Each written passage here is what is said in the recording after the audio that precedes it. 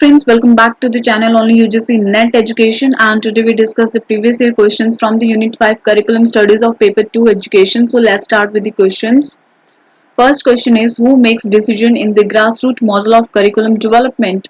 So now you all know that grassroots model of curriculum development, or the Taba's curriculum development model, is based on the inductive approach, or you can say the bottom up approach, and this grassroots model of curriculum development emphasizes on the broad-based involvement of the curriculum users, that is students and the teachers, for the effective decision making related to the curriculum. So according to this grassroots model of curriculum development, a teacher should make decision in the grassroots model of curriculum development. D is the answer. Fine. Now question number 2, which combination is related to curriculum development? अब इस unit को revise करते time आपने different curriculum development models या evaluation curriculum evaluation models को पढ़ा होगा, तो उसी के बेसिस पे आपको ये क्वेश्चन का आंसर करना है कि कौन से कॉम्बिनेशन है, कौन से इनमें से कौन से मतलब किनके जो मॉडल्स है वो रिलेट करते हैं to the curriculum development model. So इसका आंसर आपका हो जाएगा 1, 2 and 3, that is option D. Option D is the answer. Taba's curriculum development model, then आपका टेलर्स, अलेक्जेंड्रा एंड सेलर्स, ये तीनों का आपने मॉडल पढ़ा होगा करिकुलम डेवलपमेंट में, and this is the correct option to this question. Fine. Taba's का हमने देखा ग्रास रूट मॉडल था. देन टीलर्स में भी आपने 4 कंपोनेंट्स पढ़े होंगे करिकुलम डेवलपमेंट के, जिसके अंदर आपका फर्स्ट क्या था, आपका ऑब्जेक्टिव्स, पर्पसेस और द गोल. सेकंड में आपका क्या था, selection of the learning experiences. Then उन्हीं लर्निंग एक्सपीरियंसेस को ऑर्गेनाइज करना आपका थर्ड स्टेप था. And fourth step is evaluation. Alexander and Saylor में भी आपने पढ़ा होगा फर्स्ट स्टेप क्या था आपका, गोल्स या ऑब्जेक्टिव्स का या फिर डोमेन्स का. ठीक है. सेकंड स्टेप आपका क्या था, curriculum design. Third is curriculum implementation. Then fourth is your curriculum evaluation. उसके बाद आप क्या करते हैं, फीडबैक करते हैं. फीडबैक के बाद अगेन ये साइकिल आपका रिपीट होता है. This is your Alexandra and seller curriculum development के स्टेप्स. सो 1, 2 एंड 3 ये आपका आंसर हो जाएगा क्वेश्चन 2 का. Okay. Moving to the question 3, a curriculum maker interested in designing a functional curriculum would need an understanding of. एक functional curriculum को design करने के लिए जो करिकुलम डिजाइनर या मेकर है उसको किस चीज की नॉलेज होना, अंडरस्टैंडिंग होना ज्यादा जरूरी है. तो एजुकेशनल फिलॉसफी की भी अंडरस्टैंडिंग उसको होना चाहिए. ठीक है, रैशनल व्यूज के लिए. और psychological principles according to the students होना चाहिए. जो भी करिकुलम के स्टेक होल्डर्स है उनकी अकॉर्डिंग ही होना चाहिए, उनके इंटरेस्ट के अकॉर्डिंग होना चाहिए, उनसे रिलेटेड होना चाहिए, pedagogical principles के अकॉर्डिंग होना चाहिए. So all the about. D is the correct answer to this question. एक फंक्शनल करिकुलम को डिजाइन करने के लिए करिकुलम डिजाइनर या मेकर को इन सारे ऑप्शंस की क्या होनी चाहिए, अंडरस्टैंडिंग होनी चाहिए. एजुकेशनल फिलॉसफी की भी, psychological principles and pedagogical principles की भी. Okay. Now question number 4, the ultimate purpose of demonstration model of curriculum is. Ultimate purpose आपको बताना है किसका, डेमोन्स्ट्रेशन मॉडल ऑफ करिकुलम का. सो आंसर इसमें हो जाएगा D, demonstrating the feasibility of the model. Ultimate purpose इसका क्या, किसी भी मॉडल का क्या होता है, फिजिबिलिटी को डेमोन्स्ट्रेट करना उस पर्टिकुलर मॉडल की. So D is the answer. Now fifth, summative evaluation implies. अब फॉर्मेटिव एंड समेटिव को हमने किसी और वीडियो में भी डिस्कस किया है, बट फॉर्मेटिव क्या होता है, जो in process during the course आप जो इवैल्यूएशन करते हो, ठीक है, that is your formative evaluation. Summative क्या होते हैं, जो आप eight the end of the course और एंड ऑफ द टर्म करते हो, या ईयरली जो इवैल्यूएशन करते हो, मतलब कोर्स खत्म होने के बाद, वो आपकी क्या होती है, समेटिव इवैल्यूएशन. सो समेटिव इवैल्यूएशन इंप्लाइज, इन ऑप्शन में से आपको सिलेक्ट करना है. Daily quizzes, use of daily quiz कर रहे हो, दैट मीन्स वो आपका क्या है, फॉर्मेटिव इवैल्यूएशन कर रहे हो. Monitoring of learning through homework कर रहे हो, वो भी क्या है, फॉर्मेटिव कर रहे हो. ड्यूरिंग कर रहे हो ना, कि आपका भी कोर्स चल रहा है, होमवर्क आप डेली देते हो, वो फॉर्मेटिव इवैल्यूएशन है. टर्मिनल टेस्ट कब होते हैं आपके, जब आपका टर्म खत्म हो जाता है, at the end of the term, जब आपका कोर्स कंप्लीट हो जाता है. So C is the correct answer. Summative evaluation क्या चीज इंप्लाई कर रहा है, टर्मिनल टेस्ट इन ऑप्शंस के अंदर से. वीकली ग्रेडिंग कर रहे हो स्टूडेंट्स की, वो भी क्या है आपका, formative. So C is the correct answer. Now question number 6, which of the following is a case of formative evaluation of curriculum? Case बताना है फॉर्मेटिव इवैल्यूएशन का. क्वेश्चन आता है फॉर्मेटिव समेटिव पे, इसलिए अपना ये वाले जो कंसेप्ट है फॉर्मेटिव समेटिव का, इसको आप क्लियर रखो। तो फॉर्मेटिव समेटिव क्या है? इसके ऑप्शन में से इसका आंसर हो जाएगा आपका C, evaluating the curriculum concerned in the middle of the course. Middle word पे फोकस करना, जब कोर्स आपका चल रहा है, मतलब इन गोइंग है, प्रोसेस के अंदर है, कोर्स के बीच में जब आप किसी चीज का इवेलुएशन कर रहे हो, वो आपका क्या होता है? Formative evaluation. Collecting the views of student parents and providing the feedback, C is the correct answer. A क्यों नहीं हुआ? क्योंकि यहाँ पे इस वर्ड बिफोर का यूज हुआ है, ठीक है, कि इवेलुएशन कर रहे हो कोर्स के कंप्लीट होने से पहले ही, तो ए ऑप्शन होगा नहीं। और बी में क्या लिखा हुआ है? Evaluating the curriculum concerned getting it appraised by students and teacher, ये बाद का स्टेप होता है, ठीक है। एंड सी अपना करेक्ट आंसर है, क्योंकि अभी कोर्स जो है चल रहा है, उसके बीच में आप इवेलुएशन कर रहे हो, दैट मीन्स वो आपका फॉर्मेटिव इवेलुएशन है।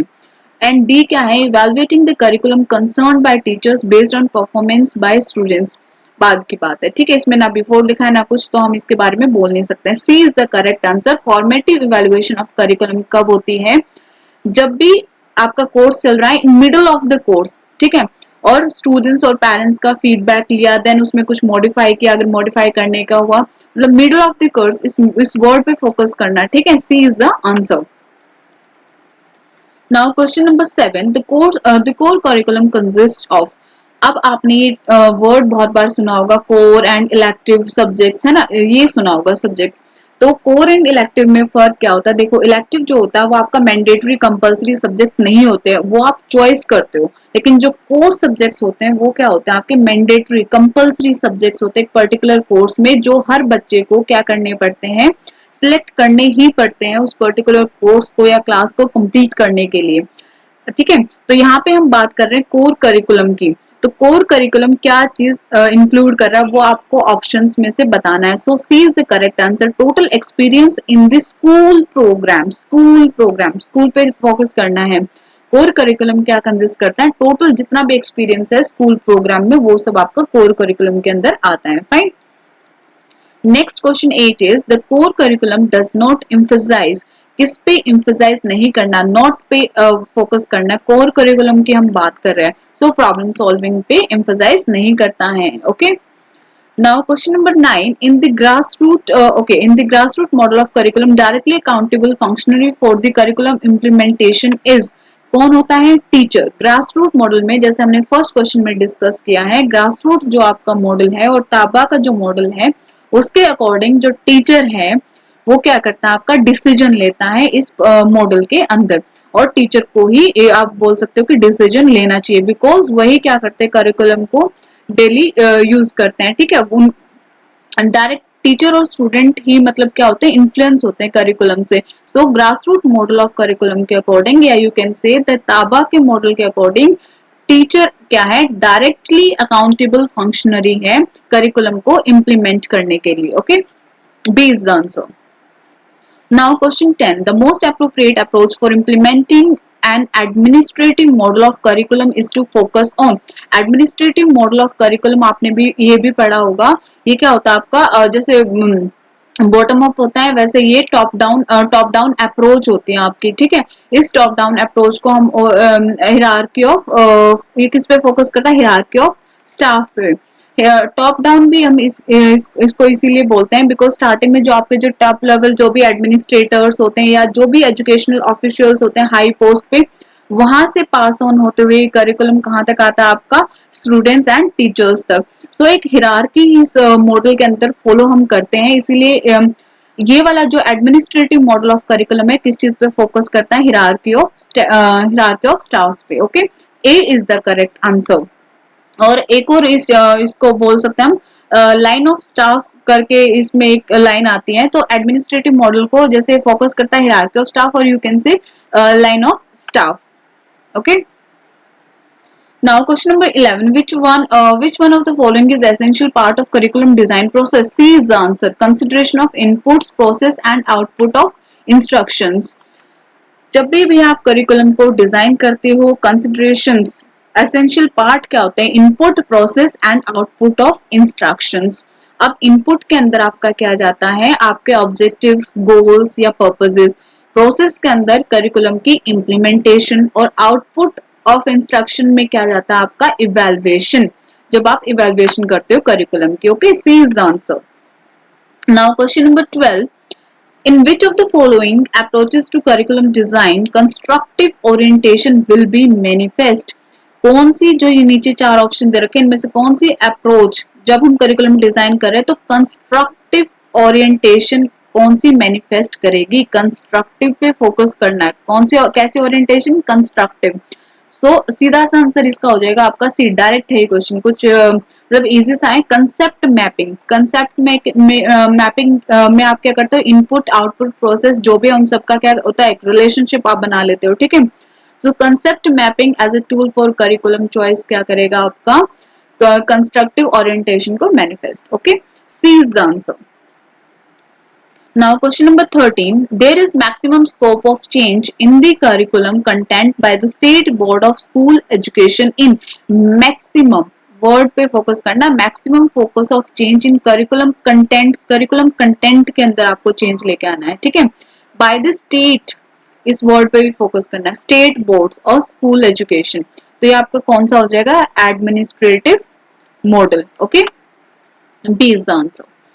Next is the curriculum for refresher courses in academic staff college can be made more effective by team teaching. D is the answer. team teaching से क्या कर सकते हो आप? ज्यादा इफेक्टिव बना सकते हो. ठीक है, किसको? रिफ्रेशर कोर्सेज को. Now question number 15. 15 is this question. National Curriculum Framework for Teacher Education in India 2009 was developed by. So इसका आंसर इज NCTE. बहुत बार ये क्वेश्चन रिपीट हुआ है. National Council for teacher education. So national curriculum framework for teacher education in India 2009 was developed by NCTE. और इन सब का जो ये आपको चार दे रखा है ये इंस्टीट्यूट, इनका आपको क्या रखना है? फुल फॉर्म याद रखना है. NCRT का National Council for Educational Research and Training. NUEPA का National University of Educational Educational Planning and Administration. ठीक है. एनसीटी का मैंने आपको बता दिया. नैक का national assessment and accreditation council. ठीक है, जो आपका हायर एजुकेशन को नैक क्या करती है? आपके हायर एजुकेशन इंस्टीट्यूट को अक्रेडिट करते हैं, उनकी क्वालिटी चेक करती है. ठीक है, क्वालिटी स्टेटस आपको डिटरमाइन करती है नैक की टीम हायर एजुकेशन का. सो ठीक है, इनके बारे में थोड़ा ब्रीफ नॉलेज रखना. इन इंस्टीट्यूट के बारे में बहुत बार क्वेश्चन यही से इनके बारे में ही पूछा जाता है. सो it's all for this video, and please do like, share and subscribe the channel and join the Telegram for the PDF of the videos. Thank you very much. Meet you in the next video.